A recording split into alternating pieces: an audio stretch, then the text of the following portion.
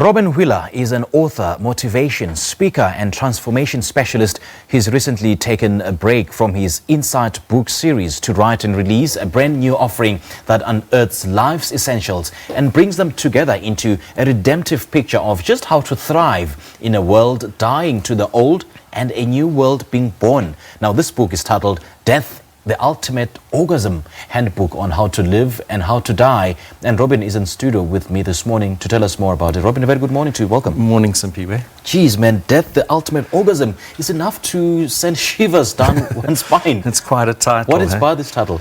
I was in Thailand and I met with George Michael's old manager, a guy called Simon Napier Bell. George Michael had died a year before, and I was in Thailand, where it's one of my bases, and I met with him, and we spent 11 hours together as two creative people. And late in the evening, this title just tumbled out of my mouth, and he said, "There's your bestseller." So I came home and I wrote it. Really? It's an inspired book. Yeah. Take us through that synopsis. What is it about, really? Well, it's about, as you so aptly introduced, it's about coming to terms with death. It's a reality. We need to face death in ourselves. We need to face death all around us. And in order to live fully, you need to come to terms with that. So it's about helping people deal with death, which has traditionally been a taboo, something that we don't talk about. And through that, being able to live on a whole new level for a new humanity to lead the world, the emerging world that we're in. Why is that, though? Why is it taboo? Why is it a touchy subject that people don't want to talk about?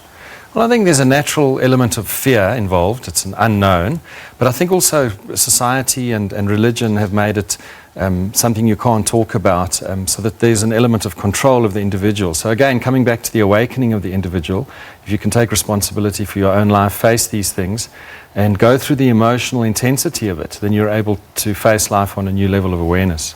And I guess it will allow us to live life cautiously and consciously, isn't it? Both. Well, I think consciously is the main thing. We're moving into an age of consciousness. We're coming out of an age of living very much in our heads, an illusionary age. And the humanity that we've coming out of has not been sustainable for a while. So the humanity that's being born is one where we're more conscious, we're more in the moment, we are more holistic. And in order to be born, you have to die. And that's nature, that's life. And that's what the book inspires and facilitates in people. Now, talk to us about sex. You say that most people die thinking about it. Yeah, it's a strange thing. You know, we conceive through sex. Again, that's also been taboo. I mean, there's been the sexual liberation in the last 50 years or so. But it's still something that's mysterious. And I think that sexual energy is part of life, and death is the other pole of birth. So sex is in there, and again, if you're more conscious, you're able to liberate yourself from that and live on a more deliberate level. Yeah. And you've also worked and dedicated your time to the Insight series book in previous years. Talk to us behind the inspiration of this series. Well, actually, there's 6 out, and there's a 7th one coming later this year. So that's sort of the backbone of my work. I'm always writing those short, easy-to-read insights, also deep and profound, but designed for the modern lifestyle.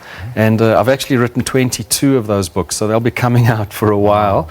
And that's it's a body of work to help people be themselves for a living, which is my byline in my brand. And so the Insights books are the backbone of it, and then this new book stands alone, but there will be more.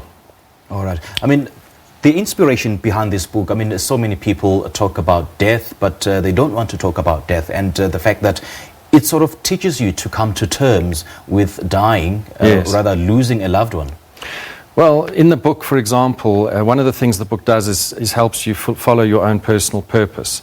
Another element of it is how to fulfill your inheritance, your ancestry. And there are lots of strands in the book that weave together. But one of them is, I mean, I was with my dad when he died 11 years ago, and it was the most satisfying experience of my life because I faced it. I was there. I felt the emotions. I felt the grief, the loss. I said goodbye to him. You know, most of the time we're living in our minds and we don't face reality. And being able to face all of that truly awakened me to what life's about. It was the greatest gift. So that's also something I share. Don't be scared to face life and death, because that's how you know and become yourself, and it's how you truly live. Yeah, and I guess that the ultimate reality is that we're all gonna die at some point. Well, some people are not so conscious to that reality yet. It is the ultimate reality. And if you're not conscious of it, if you're not facing it, then you're going to live in fear, you're going to pull back, you're going to avoid, and you're going to miss the opportunity. What I say in the book is that death's the culmination of your life. It's what every moment that we're alive is leading to our death. And the quality of our death is determined by the quality of our life.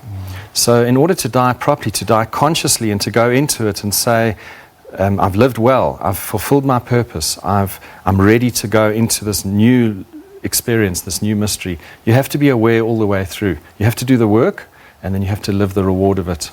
I'm sure you've been confronted with such questions as, what is the point of me thinking about death, yet I cannot think beyond death? I mean, these issues of the afterlife, where to after dying. And I mean, it's a very, very difficult subject. It's uncharted waters, isn't it? Definitely. I think the key word there that you used, perhaps unintentionally, is thinking. If you're stuck in thinking, you're going to be snubbed by it all the time. But if you tune into your higher awareness, say your feeling, your emotion, it's deeper, it's a higher consciousness, then you start to understand it on a feeling level. And when you go even deeper into who you are, into your being, the part of you that can watch, that your hand can be 5 years old and then it can be 75 years old, but the observer is static, is still. That's the part of you that may well be able to watch your death, and that's the part you need to cultivate in consciousness. So it's not about thinking about it, it's actually about being conscious in yourself and being able to watch with your higher awareness. I just hope that people are not so, I mean, it does not invoke a cloud of fear in people, but people must buy this book. It's an absolute must read. Hey. Thank you, yes. Where can we get hold of it? It's in the bookstores and it's all around the world. It's on Amazon as well. All right. Robin, thank you so much. Thanks for having me, Simpiwe. Well, that was a transformation specialist, author and motivational speaker, Robin Wheeler, speaking to us about Death is the Ultimate Orgasm, handbook on how to live and how to die. Well, you can also join us for a Sunday book feature to talk about some of the books that you're currently reading or have read.